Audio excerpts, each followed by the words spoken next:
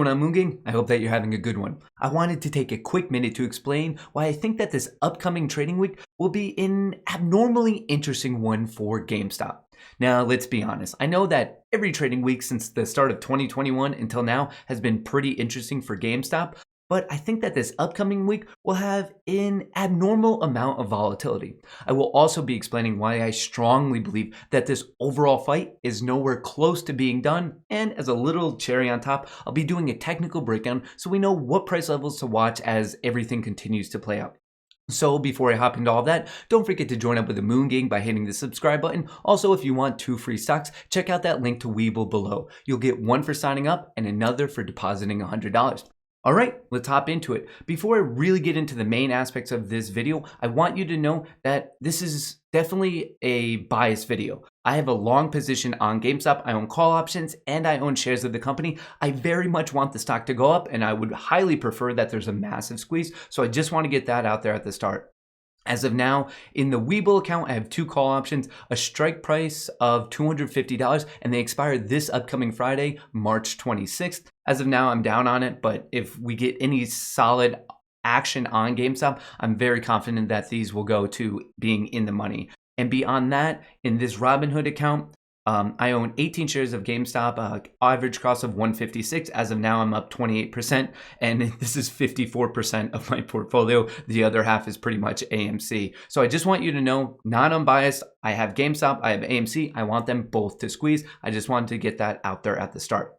So this brings us to why I think GameStop is about to have a very, very interesting week. And it comes down to the fact that on Tuesday, after the market closes, GameStop will have their earnings announcement. If this whole saga of GameStop, AMC, and the short squeeze has brought you into the stock market, and this is the first time you've heard about earnings report, earnings announcement, basically once every quarter, 4 times a year, companies that are publicly traded report how they're doing to the public. That's where you hear all about their balance sheet, income, yada, yada, yada, all that good stuff. So after the market closes this Tuesday, March 23rd, we will know not only how GameStop did in the past fiscal quarter, but really how they did in all of 2020. We are expecting to hear, these are the numbers that, like, if you want to read about it later or you're listening in on the earnings call, here's what we're listening for. A net income of $88.3 million, an earnings per share of $1.35, and a total sales of $2.2 billion. Once again, this happens after the market closes on Tuesday. It is a public call. You can listen to it if you want to, or you could just check for these numbers after.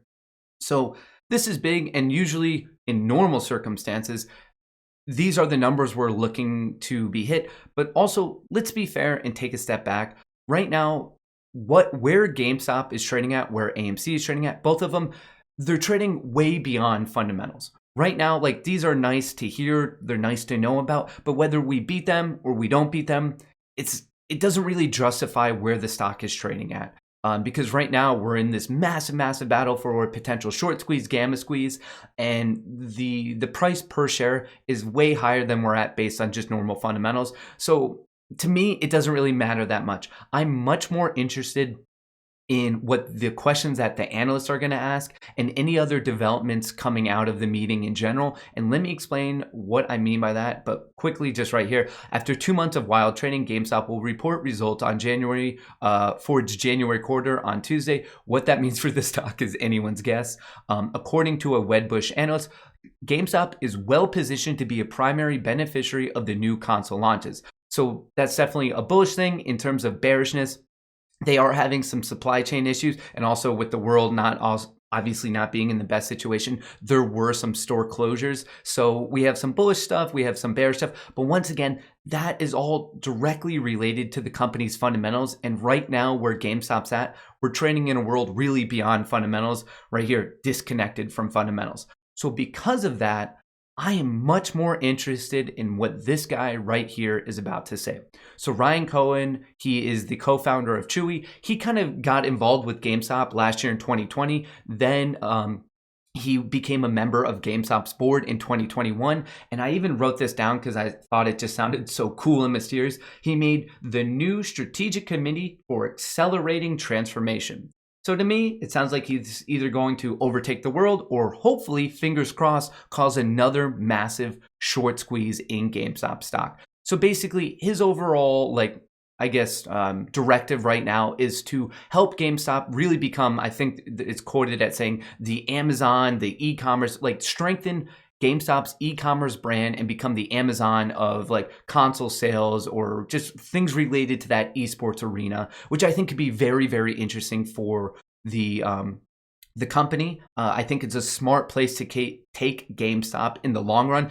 Just keep in mind that like all of this, the progress made in this in the short term is not really going to impact the squeeze. But Ryan Cohen, co-founder of Chewy, helping out GameStop on the board as recently as January. And that's his whole thing right now. He's trying to drive forward this e-commerce. So I would love to hear about the progress of that. We should find out more on the earnings call. And beyond that, personally, what I'm most excited for about what really could trigger a squeeze now or just help GameStop in the long run is any potential news or hints talking about acquisition in the world of esports. So if this is the first time you're hearing about it, let me just scroll down a little bit.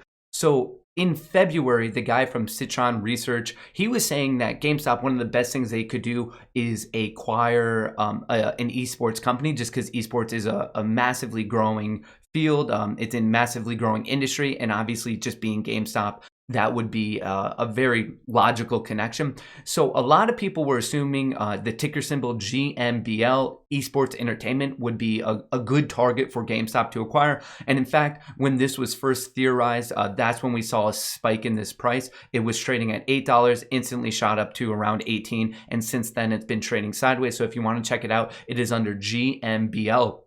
But if we then check out Ryan's Twitter right here, he posted this on February 24th.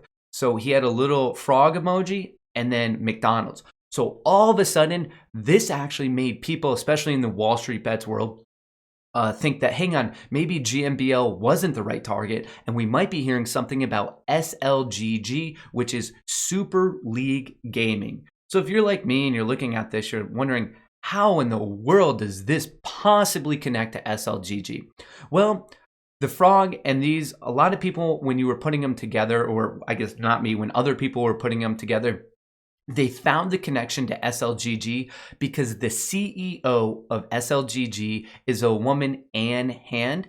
And she was previously the CEO of a company, Project Frog. And then she also was like a business development manager at McDonald's. So right there, the frog, the McDonald's ice cream cone, they were seeing the connection to the CEO, who is now the CEO of Super League Gaming. So for me, I fully admit this is a long shot if we're going to get most of the time, you can't bank on an announcement of like, hang on, like we are fully expecting them to announce an acquisition at the earnings announcement. I'm not saying it's likely, but I think that either of these, GMBL or SLGG, would be really, really smart for GameStop to acquire. I think it would strengthen the brand. And more importantly, for what's going on right now, like why I'm even talking about it at this moment in time, is because a good acquisition could really, really help trigger a short squeeze, like just bullish excitement, people buying in, they like it. So I am very, very eager to learn a little bit about what's going on with the e-commerce. I hope that's going well. It would be nice to know how strong the console sales are. But in the end, we need almost like a bombshell development or something to get people once again interested in what's going on with GameStop. So I think it would be really, really cool if we heard something about that after the market closes on Tuesday when they have the earnings call. So that's kind of what's going on with the earnings. I'm really considering live streaming it. Of course, I'll have update videos of what's going on with GameStop post earnings. So keep that on your radar. But beyond that, the other important aspect of this video is why I believe the fight is nowhere close over. Well, first of all, if we do have any interesting positive developments from the earnings call, obviously the stock could shoot up. But beyond that, I just want to remind everyone that, well, first of all, GameStop is still up quite a bit. GameStop right now trading at $200, ticker symbol GME. It did drop 24% over the past week, but over the past month, 3 months, 6 months, year to date, and 1 year, it's up a lot. Over the past month itself, it's up 392%. There's no way the fight's over. Like, I know over the past 4 days, it's been pretty much the same as watching paint dry. The stock hasn't been moving much, but that's because we're so used to these massive jumps. And beyond that, so I get that it was a little bit boring, a rejection right off of 280. We hit this trend line, it came down, then it hasn't done much. But it just takes a little bit. I mean, these times it shoots up, does nothing for a couple days, then it shoots up again. So it just might be a classic period of consolidation and then a nice period of expansion. And if we check out Fintel, so this is just from Friday, March 19th, out of all of the shares traded, which it was a light volume, 26% of it was a short. Was short. As of now, there is still a lot of short interest in the stock. The short shares available is 150,000. That's very low. A lot of people still have their shorts out there. And I do want to talk about this, the short volume ratio. It's nice to see these trends. Overall, I mean, look at this. It's gone from 20, 22, 23, 24, 25, 26. Every day, the percentage of the overall shares traded, it's slowly going higher, as in more and more people are shorting it. And most, it could be safely assumed that this is a lot of the hedge fund people out there, a lot of hedge funds taking bets against GameStop. And a lot of the times in normal stock market situations, when Wall Street is so heavily bet against a company, there is some sort of statistical advantage to bet with big money coming down. But I really, from the depths of my heart, believe that GameStop is in a different situation, because there are so many retail traders like me and you still trying to fight for GameStop against these hedge funds. And the fact that they are almost emboldening, building up their short position, tells me that the fight's not over. As much as we hear of oh, it's dead, don't worry about it. I just really don't believe it. As much as they've been trying to push it down, telling me that it's over, it's still up 392% in the past month. How could it possibly be over? It was a little bit boring, I'll say yes to that, but the fact that they're still shorting it, it's really not dropping that much. And we have a potential catalyst, the earnings announcement, which will come out Tuesday. That could get people reinvigorated, buying it again, and potentially we'll see another short squeeze, gamma squeeze. There's no way to ever guarantee any of this. I just don't buy it. All these people saying it's over, it's dead. How? The stock is still up. We have potential drivers. Any announcement, really a potential acquisition. There's just so much on the table. And no matter how many articles there's written, people telling me that it's over, I just don't see how. It just does not add up in my head. The fact that they're always telling me it's over, that alone is the litmus test telling me that it's not over.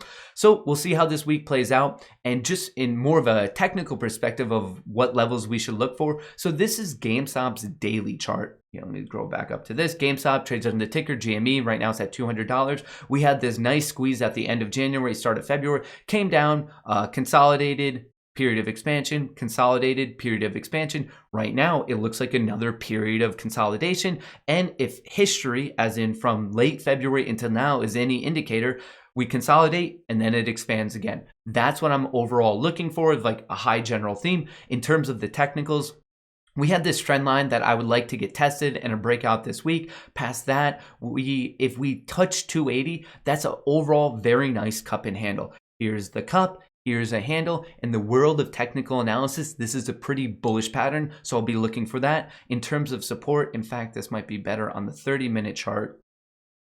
Right now, we're in this very interesting region of support, 200 to 212, really 185 to 212. I'm looking for this to hold. If it does break down, I'm looking for support between 150, 158. I'm hoping we don't even come close to that. But really, I think the ball could get rolling above 230. We've tried to get out of this sideways trading region a couple times over the past week. It keeps getting rejected at 230. So I think 230 is kind of important. Same with 250. But really, I'm looking for a breakout of this trend line, and the real breakout comes at 280 because that's the full formation of the cup and handle. And past 280, I don't think it will be that crazy for the stock to get back up to 350.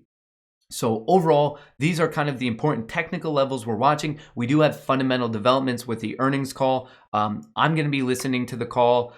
Overall, whether they beat or don't beat on the earnings per share, the revenue, I mean, the stock is already trading so much higher than where it should be at based on fundamentals that I don't really care about those fundamentals. I want to know what's going on with Ryan Cohen, with the e-commerce stuff, and mainly I hope that they either fully announce or hint at an acquisition.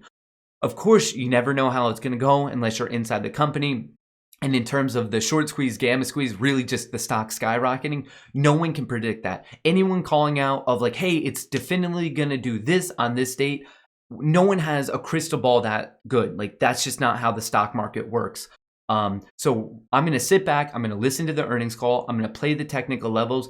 I have a long position. I want this to happen. Fingers crossed that it does. But all we can do is really sit back and wait to see how this all plays out. With that being said, I would love to get your thoughts on what GameStop will do this week. Are you as excited for the earnings call, earnings report as I am? Or do you think it's going to be a lame duck? Do you think that the squeeze is going to happen? Do you think it's completely over? Obviously, all of this, I'm not a financial advisor. These are just my own opinions, but I would love to get your thoughts in a comment below. Also, don't forget to join up with the Moon Gang by hitting the subscribe button. If you don't want to miss any of the update videos such as this or the Monday to Friday live streams, make sure you're going over to that bell icon, click on it, and switch it to always. And if you want 2 free stocks, check out that link to Webull, one for signing up, another for depositing $100. And until I catch you next time, remember, Space Apes, best of luck in the markets.